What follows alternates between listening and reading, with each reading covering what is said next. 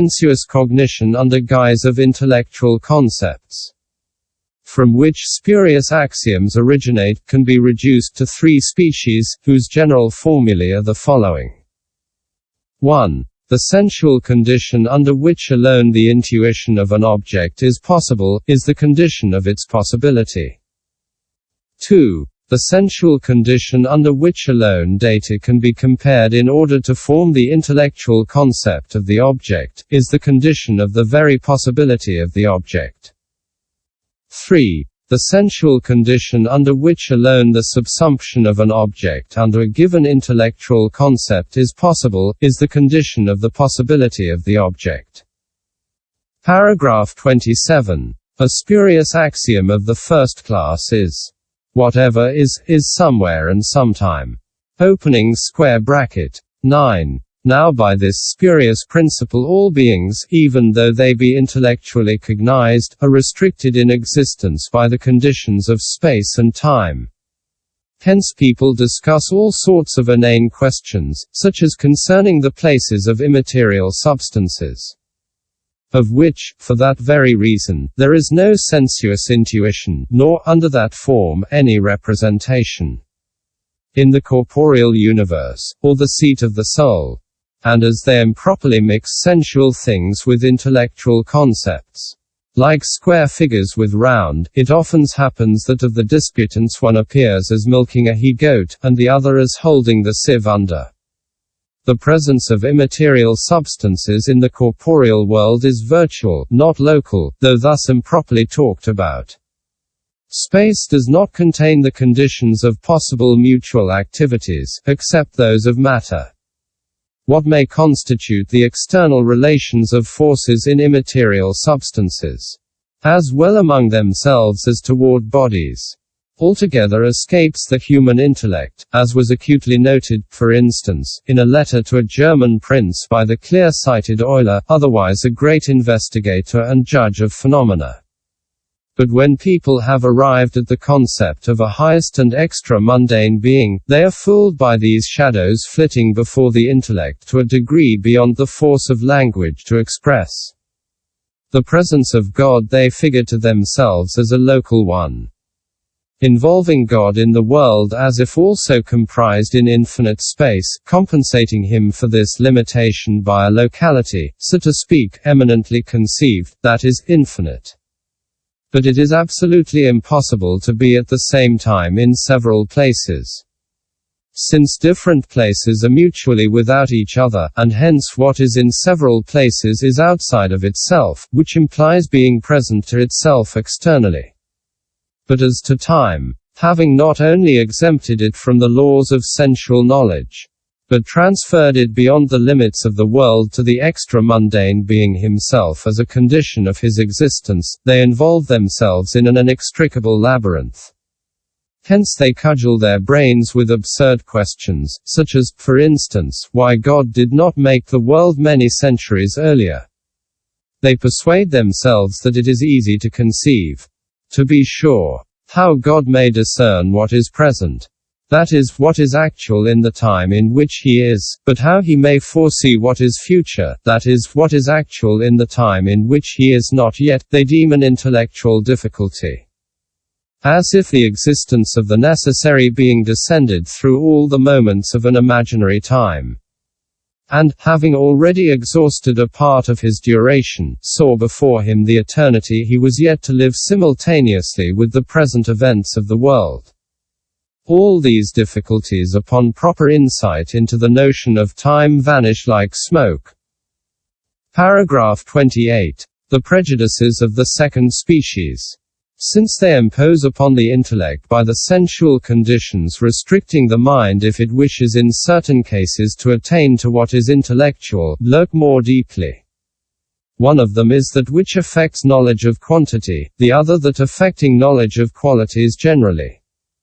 The former is, every actual multiplicity can be given numerically, and hence, every infinite quantity. The latter, whatever is impossible, contradicts itself. In either of them the concept of time, it is true, does not enter into the very notion of the predicate, nor is it attributed as a qualification to the subject. but yet it serves as a means for forming an idea of the predicate, and thus, being a condition, affects the intellectual concept of the subject to the extent that the latter is only attained by its aid.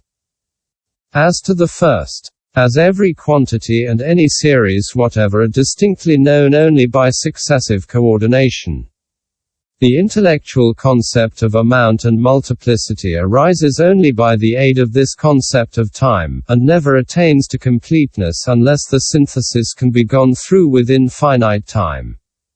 It is hence that the infinite series of coordinate things cannot be comprehended distinctly according to the limits of our intellect. It hence by the fallacy of subreption seems impossible. According to the laws of pure intellect, any series of effects has its principle, that is, there is not given in a series of effects a regress without a limit. Whilst according to sensual laws any series of coordinate things has its assignable beginning. These propositions, the latter of which involves the mensurability of the series, the former the dependence of the whole, are taken hastily for identical. In the same way, to the argument of the intellect, proving that a substantial composite being given so the elements of composition, that is, the simple things, there is adjoined a supposititious one suborned from sensual knowledge, namely, that in such a composite there is not given an infinite regress in the composition of the parts. That is to say, that in any composite there is given a definite number of parts, a sense certainly not germane to the former, and hence substituted rashly for it. For that the quantity of the world is limited, not the maximum, that it owns a principle, that bodies consist of simple parts, can certainly be cognized rationally. But that the universe as to its mass is mathematically finite. That its age as elapsed can be given by measure.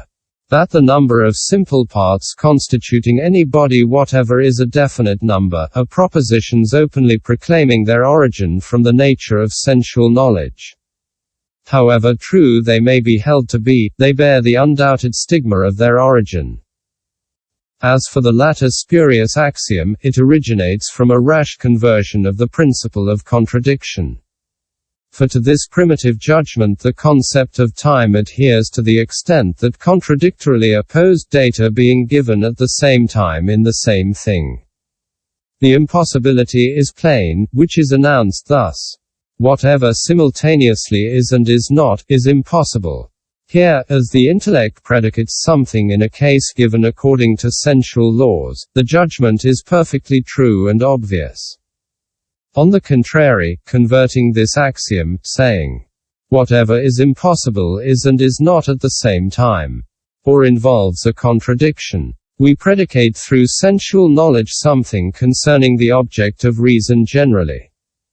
Thus subjecting the intellectual conception of the possible and the impossible to the conditions of sensual knowledge, namely, to the relations of time. Which certainly is true enough of the laws restricting and limiting the human intellect, but cannot be conceded objectively and generally by any means. Of course, our intellect perceives no impossibility except where it can note the simultaneous enunciation of opposites concerning the same thing, that is, only where contradiction occurs.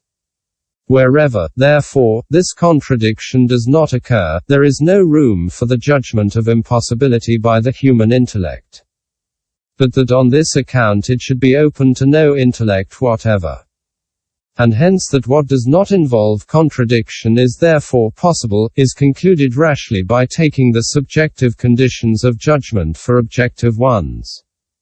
It is for this reason that a host of fictitious forces, gotten up ad libitum, bursts, in the absence of self-contradiction, from any constructive, or, if you prefer, from every chimerical mind. For as a force is nothing but a relation of a substance to something else b. An accident. As of a reason to the consequence.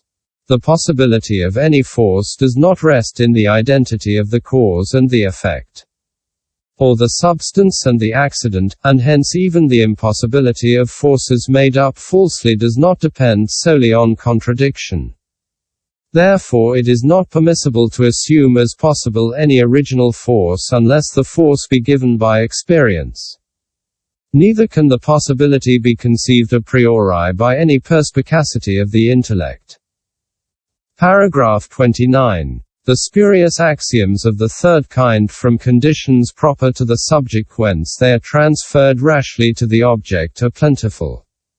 Not, as in those of the second class, because the only way to the intellectual concept lies through the sensuous data, but because only by aid of the latter can the concept be applied to that which is given by experience, that is, can we know whether something is contained under a certain intellectual concept or not. To this class belongs the threadbare one of the schools. Whatever exists contingently does at some time not exist. This spurious principle springs from the poverty of the intellect, having insight frequently into the nominal, rarely into the real, marks of contingency or necessity.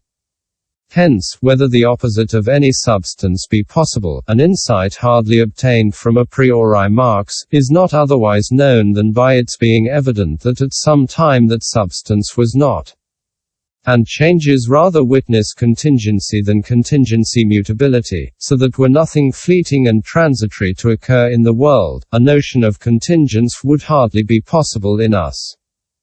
Therefore, though the direct proposition is perfectly true, whatever at some time was not is contingent, its converse indicates nothing but the conditions under which we can alone distinguish whether something exists necessarily or contingently. Hence if enunciated as a subjective law, which indeed it is, it should be announced thus. Sufficient marks of contingency of that of which it is not evident that at some time it was not, are not by common intelligence, given. This, however, tacitly deviates into an objective condition, as though in its absence there were no room for contingence. Which being done, a counterfeit and erroneous axiom arises. For this world, though existing contingently, is sempiternal, that is, simultaneous with all time. It is a rash assertion that there was a time when it did not exist. Paragraph 30. To these spurious principles must be added some others of great affinity with them, not imparting to the given intellectual concept any blemish of sensuous cognition, but deceiving the intellect so as to take them for arguments drawn from the object, though they are commended to us only by the peculiar nature of the intellect for the convenience of its free and ample use. Therefore, these as well as those enumerated above, rest in subjective reasons, although not in the laws of